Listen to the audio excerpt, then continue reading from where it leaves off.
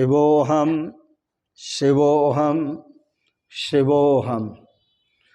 ॐ सच्चिदानन्दरूपाय विश्वोत्पत्त्यादिहेतवे तापत्रयविनाशाय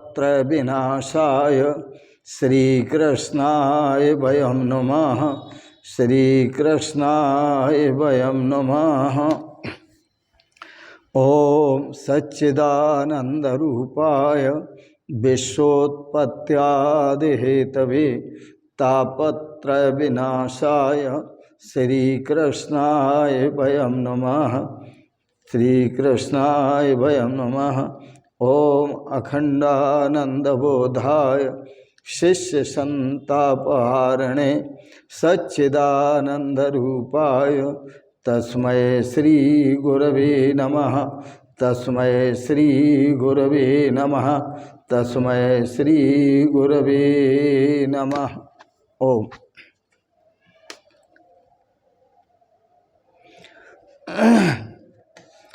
पूर्व प्रसंग में आप श्रवण कर रहे थे श्रीमद् भागवत के सुंदर प्रसंग को।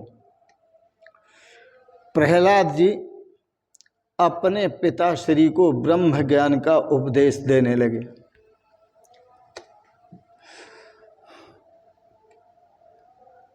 और उपदेश देते हुए कहते हैं, पिताजी आज तक मेरे अनेक जन्म हो चुके हैं, एक नहीं अनेक जन्म हो चुके हैं।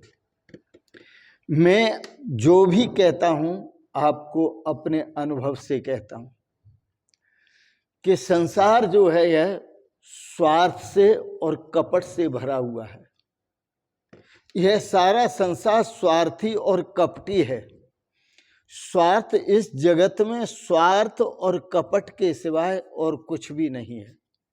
फिर भी जीव अविवेकी है।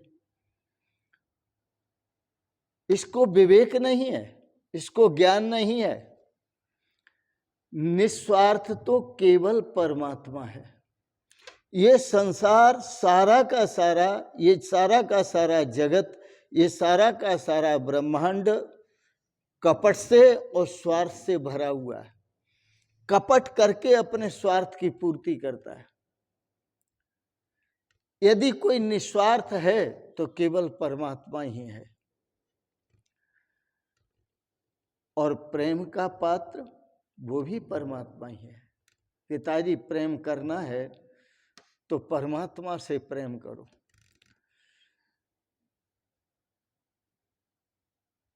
अन्य सभी का, परमात्मा के सिवाय अन्य सभी का जो प्रेम है वह स्वार्थ और कपट से भरा हुआ प्रेम है।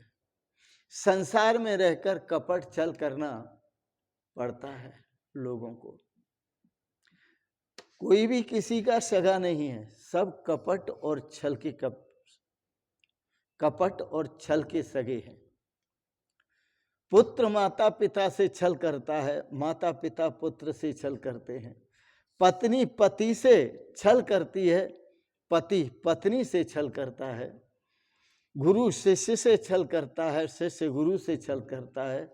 स्वामी सेवक से छल करता है, सेवक स्वामी से छल करता है। ये सब संसार का रिवाज है।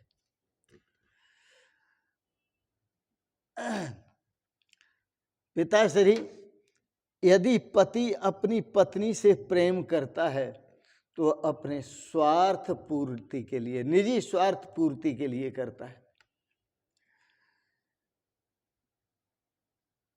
जीव कितना स्वार्थी और कपटी है इसका आप कुछ अंदाज नहीं लगा सकते। पिताजी, मुझे एक कभी सुंदरी मिली, नारी मिली थी, जो बता रही थी कि उसकी सास ने चेतावनी दी है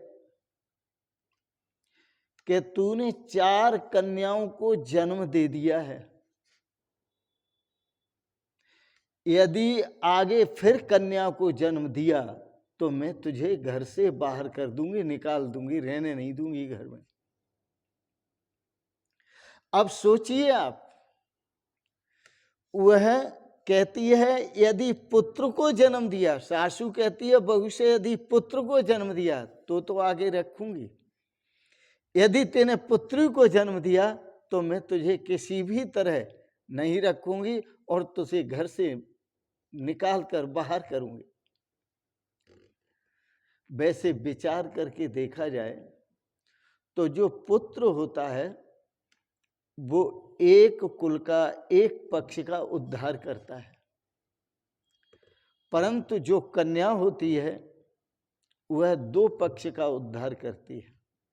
पुत्र केवल अपने पितृपक्ष का उद्धार करता है और कन्या जो होती है वह अपने पितृपक्ष का भी उद्धार करती है और अपने ससुराल पक्ष का भी उद्धार करती है, दोनों का उद्धार करती है। अब आप विचार करो कि इनमें महत्वपूर्ण कौन है? लड़का महत्वपूर्ण है या लड़की महत्वपूर्ण है? अक्सर मैंने देखा है कि लड़कियां कभी पिताजी को जवाब नहीं देती, लेकिन लड़के अकड़ कर खड़े हो जाएंगे और जवाब देंगे, फालतू बोलेंगे, गलती भी करेंगे और जवाब भी देंगे।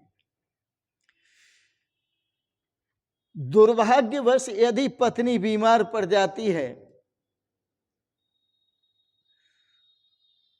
और 10-5 लाख रुपए खर्च हो जाते हैं और वह ठीक नहीं होती, बीमार ही रहती है, तो पति सोचता है अभी मेरी आयु ही कितनी है, अभी तो 40-45 वर्ष का हुआ हूं मैं, मेरी दूसरी शादी हो सकती है, ये बीमार रहती है, अब ये जल्दी मर जाए तो अच्छा है।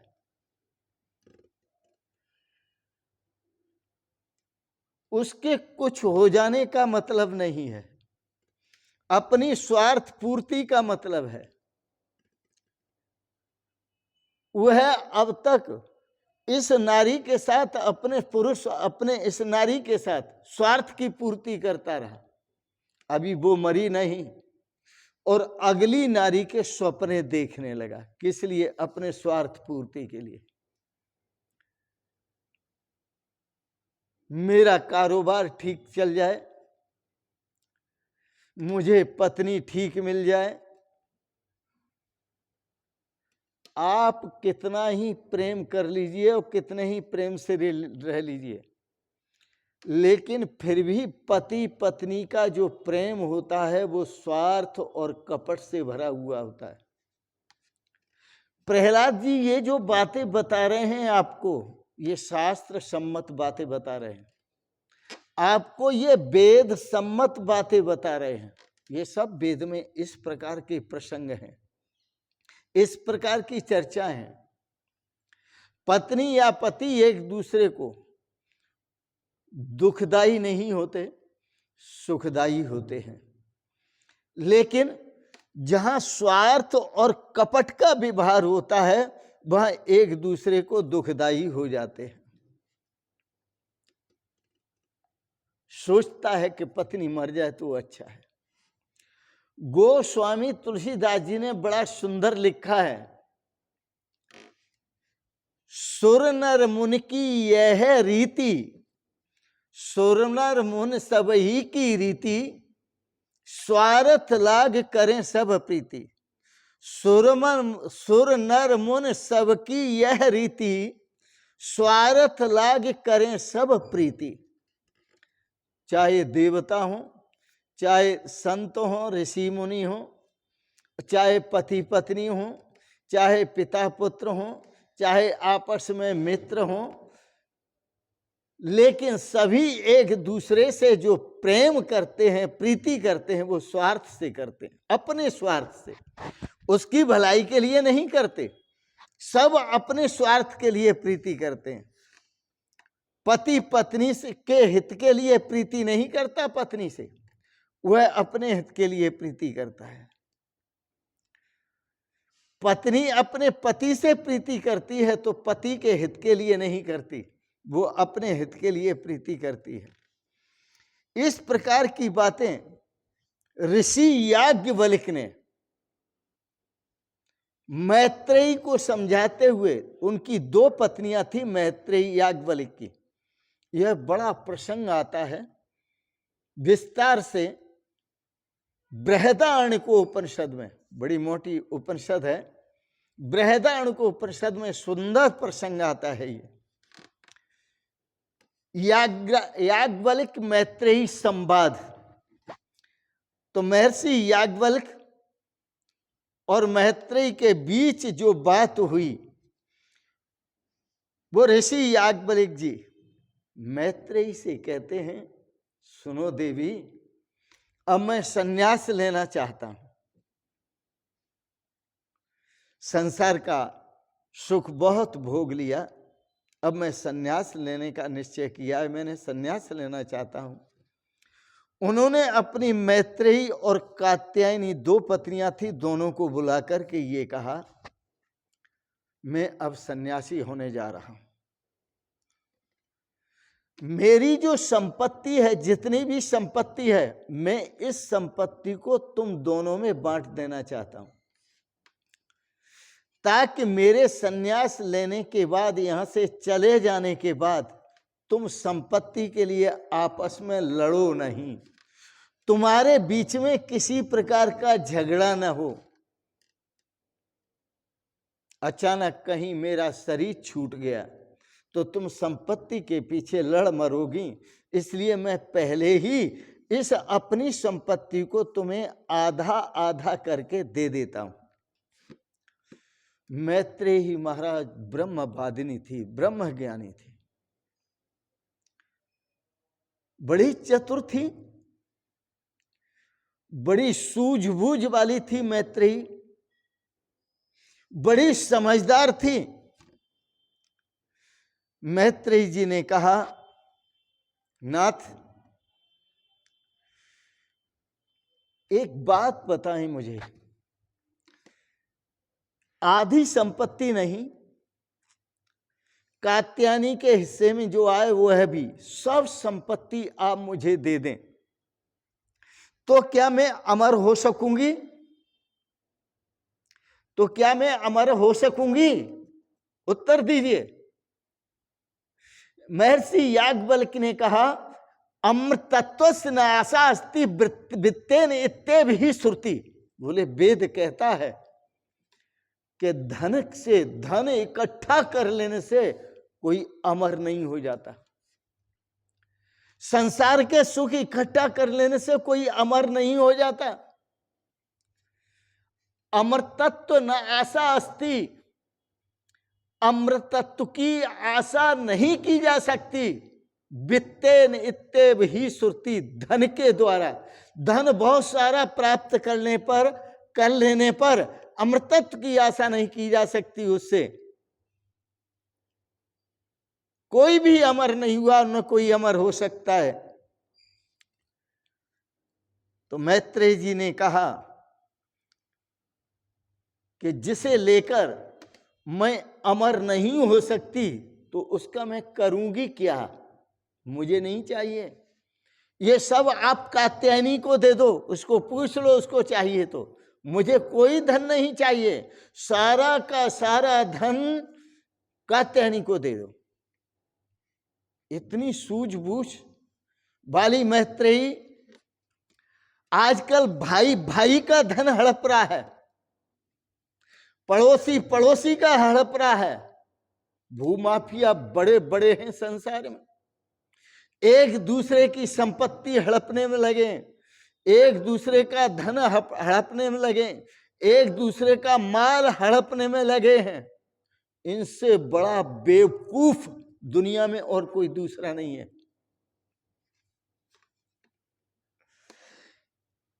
याज्ञवल्क्य ने कहा, अरे धन से अमृतत्व की आशा नहीं की जा सकती, मोक्ष प्राप्त नहीं होता, अमृत प्राप्त नहीं होता। यह जो धन है मैत्रेयी, यह सुख सुविधा के लिए है।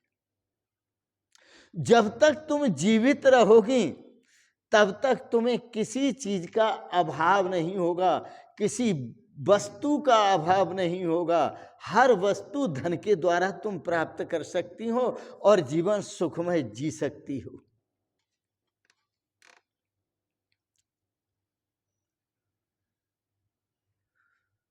यह संसार के जितने भी पदार्थ हैं, घर है, धन है, पद है, प्रतिष्ठा है, पदार्थ है, संपत्ति है, भोग हैं, जितने भी हैं, ये सब सुख सुविधा के लिए हैं, यह मोक्ष के लिए नहीं है, यह अमृत प्राप्ति के लिए नहीं है। धन के द्वारा कोई आज तक आनंद को प्राप्त नहीं हुआ। धन के पीछे बड़े झगड़े होते हैं। भाई भाई को मार देता है, पुत्र बाप को मार देता है, बाप पुत्र को मार देता है, मित्र मित्र को मार देता है। क्या कहना चाहिए? इतनी बुद्धि भ्रष्ट हो रही है भोगों के पीछे। जो यह संसार दुखालयम अशाश्वतम, यह सारा का संसार क्षण भंगुर है और दुख का घर है, उसके लिए हम अपने सगे भाइयों को मारते हैं, हम अपने सगे पिता को समाप्त कर देते हैं, मां को समाप्त कर देते हैं। क्या है? इतनी बुद्धि भ्रष्ट हो गई है, आप अपनी संस्कृति को भूल चुके हैं। हमारी संस्कृति वैदिक संस्कृति है और उसी संस्कृति का उपदेश आज प्रहलाद जी अपने पिताश्री को दे रहे हैं। तो याज्ञवल्क्य ऋषि ने कहा, ये पिताश्री को समझाते हुए कहते हैं, पदार्थ केवल सुख सुविधा के लिए होते हैं, जीवन के आनंद के लिए नहीं। हाँ, सुख सुविधा पूर्वक, भौतिक आनंद पूर्वक जीवन बिताने के लिए होते हैं। मैत्रेयी कहने लगी, जिस धन से मोक्ष की प्राप्ति, अमृत की प्राप्ति नहीं होती, उसे लेकर मैं क्या करूंगी? आप इसे कात्यायनी को दे दो, मुझे धन से कोई मोह नहीं है। स्वार्थ का सारा जमाना है देखा, सन 74-75 में गए थे तीर्थ यात्रा में। गौमुख की पहाड़ियों पर हम भी विचरण कर रहे थे और चित्रकूट अखंड आश्रम के परमाध्यक्ष महामंडलेश्वर श्री स्वामी दयानंद जी महाराज भी विचरण कर रहे थे। मैंने सुना वह स्वामी दयानंद जी महाराज पहाड़ी पर घूम रहे हैं और मस्ती से गा रहे हैं। क्या गा रहे हैं? स्वार्थ का सारा जमाना है देखा, यहाँ दिल लगाने की कोशिश न करना। स्वार्थ का सारा जमाना है देखा, यहाँ दिल लगाने की कोशिश न करना। बड़े स्वार्थी हैं ये परिवार वाले, बड़े स्वार्थी हैं ये परिवार वाले, अपना बनाने की कोशिश न करना। बड़े स्वार्थी हैं ये परिवार वाले, अपना बनाने की कोशिश न करना। स्वार्थ का सारा जमाना है देखा, यहाँ दिल लगाने की कोशिश न करना। कह दिया मैत्रेयी। मैत्रेयी ब्रह्मवादिनी थी। मैत्रेयी का जीवन वैराग्यपूर्ण था। मैत्रेयी का जीवन स्वार्थहीन था। मैत्रेयी धर्म पत्नी थी और कात्यायनी भोग पत्नी थी। उसको भोगों की जरूरत थी, इसलिए कहा मैत्रेयी ने, इसको सारे भोग दे दो, सारा राज्य दे दो, सारी संपत्ति दे दो, मुझे नहीं चाहिए कुछ। धर्म पत्नी निष्काम होती है, भोग पत्नी सकाम होती है। बड़ा अंतर है। मैत्रेयी की जिज्ञासा से प्रभावित होकर महर्षि याज्ञवल्क्य ने मैत्रेयी को ब्रह्म ज्ञान का उपदेश दिया, मोक्ष के साधन बताए। महर्षि याज्ञवल्क्य ने कहा, हे मैत्रेयी, अपने स्वयं के सुख के हेतु घर, पुत्र, पत्नी आदि जो प्रिय लगते हैं वो अपने स्वार्थ से प्रिय लगते हैं, अपने स्वार्थ से। वस्तुतः यह प्रिय लगने का एक ढोंग है, एक बहाना है। सच्चाई यह है कि प्रिय तो केवल आत्मा है, प्रिय तो केवल परमात्मा है। परमात्मा के सिवाय कोई प्रिय नहीं है, और सबको अपने सिवाय, संसारी पुरुषों को अपने सिवाय कोई प्रिय नहीं है। अपना काम बनता, भाड़ में जाए जनता। सब स्वार्थी हैं और एक दूसरे से प्रेम करते हैं, वो स्वार्थ से करते हैं। आप कहेंगे महाराज जी पता नहीं आज कैसे बोल रहे हैं और कैसी कैसी बातें कर रहे हैं। आइए मैं आपको वेद की उदाहरण देता हूं। आत्मा वही सर्वेशम प्रियः, वेद कहता है यदि कोई प्रिय है तो सबको अपनी आत्मा प्रिय है। पर भौतिक दृष्टि से देखा जाए, स्वार्थ दृष्टि से, तो सबको अपना शरीर प्रिय है, अपना सुख प्रिय है, अपना स्वार्थ प्रिय है। इसलिए व्यक्ति स्वार्थ में आकर के कपट छल अपनों से ही करता है, किसी दूसरे से नहीं, अपनों से भी करता है। आत्मा वही सर्वेशम प्रिय है, यदि सबको प्रिय है तो अपनी आत्मा प्रिय है। साफ कहा वेद में, बृहदारण्यक उपनिषद में कहा, नवारे पत्यु कामाय पति प्रियो भवत्य आत्मनस्तु कामाय पति प्रियो भवति। नवा अरे जायाई कामाय जाया प्रिया भवत्य आत्मनस्तु कामाय जाया प्रिया भवति। नवा अरे पुत्राणाम कामाय पुत्रा प्रिया भवत्य भवन्ति आत्मनस्तु कामाय पुत्रा प्रिया भवन्ति। नवा अरे भूतानाम कामाय भूतानि प्रियाणि भवन्ति आत्मनस्तु कामाय भूतानि प्रियाणि भवन्ति। नवा अरे लोकानाम कामाय लोका प्रिया भवत्य आत्मनस्तु कामाय लोका प्रिया भवन्ति। महर्षि याज्ञवल्क्य जी ने कहा, देवी इस संसार में सबको यदि प्रिय है तो अपना आप प्रिय है। अपने आप से ज्यादा किसी को कोई प्रिय नहीं है। यदि छल करता है तो अपने हित के लिए, यदि स्वार्थ करता है तो अपने हित के लिए, पाप करता है तो अपने हित के लिए, पुण्य करता है तो अपने हित के लिए, लेकिन वह ज्ञान को तिलांजलि देकर ऐसा कर रहा है। इसलिए सबको अपना आत्मा प्रिय है। यदि प्रीति करनी है तो आत्मा से प्रीति करो, परमात्मा से प्रीति करो। प्रेम करना है तो परमात्मा से करो।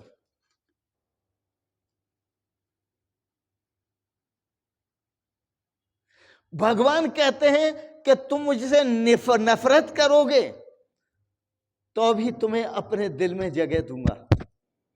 यदि तुम मुझसे, परमात्मा कहते हैं, यदि तुम मुझसे मोहब्बत करोगे तो भी मैं अपने दिल में जगह दूंगा।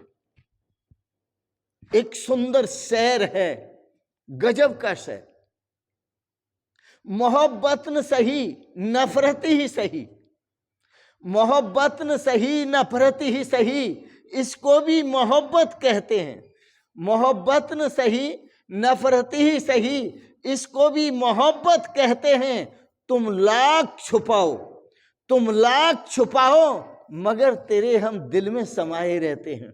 भगवान कहते हैं तुम लाख छुपाओ, मोहब्बत न सही नफरत ही सही, तुम हमसे नफरत करो, कुछ तो करते हो। मोहब्बत न सही नफरत ही सही, इसको भी मोहब्बत कहते हैं। तुम लाख छुपाओ मगर तेरे हम दिल में समाये रहते हैं। भगवान कहते हैं हम सबके दिल में समाये हुए। तो संसार में यदि पत्नी पति से प्रेम करती है तो अपने स्वार्थ पूर्ति के लिए करती है, और यदि पति पत्नी से प्रेम करता है तो अपने स्वार्थ पूर्ति के लिए करता है। यदि कोई प्रेम पुत्र से करता है तो अपने स्वार्थ के लिए करता है, और कोई पुत्र पिता से प्रेम करता है तो अपने स्वार्थ से प्रेम करता है।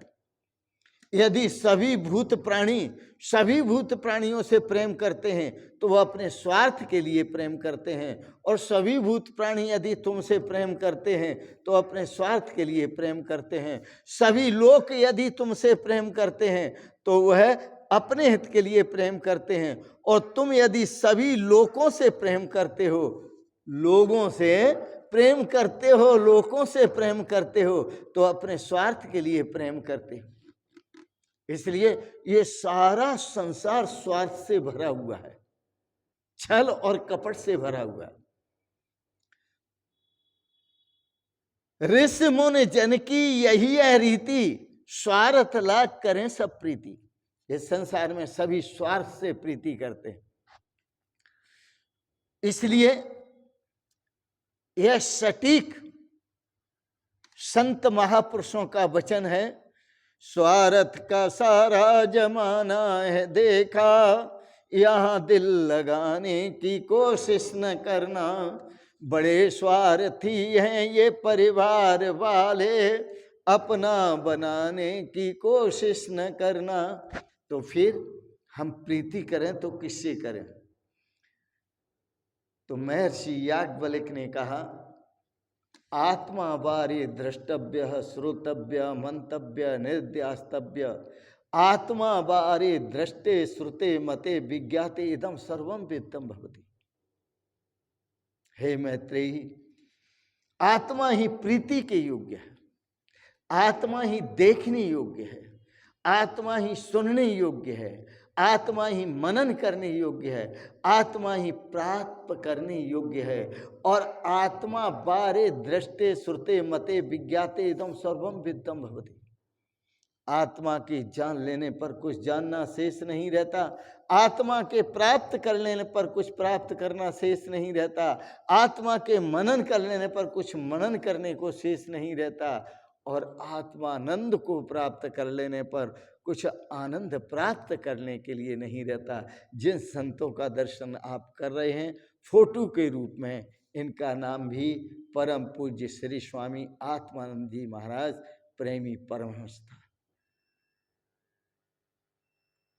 अपने आत्म स्वरूप से प्रीति करो, परमात्मा स्वरूप से प्रीति करो, इसी में कल्याण है, इसी में आनंद है। आज के वचनों को यही विराम देते हैं। आपने बड़े प्रेम और श्रद्धा से जो श्रीमद् भागवत के सुंदर प्रहलाद के प्रसंग को श्रवण किया, प्रहलाद ने इस ब्रह्म ज्ञान का उपदेश अपने पिता श्री को दिया, और वही उपदेश आपने वेदों से श्रवण किया। इन शब्दों के साथ साथ वाणी को विराम देते हुए और आप सबके प्रति मंगलमयी शुभ कामनाएं करते हुए, भगवान आपको सदा स्वस्थ और सुखी रखें, सब परिवार, इष्ट मित्रों के सहित, परकर के सहित। इन शब्दों के साथ ही आपको बहुत बहुत आशीर्वाद, आपको बहुत बहुत प्रणाम, बहुत बहुत प्रणाम प्रणाम प्रणाम। शिवोहम शिवोहम शिवोहम।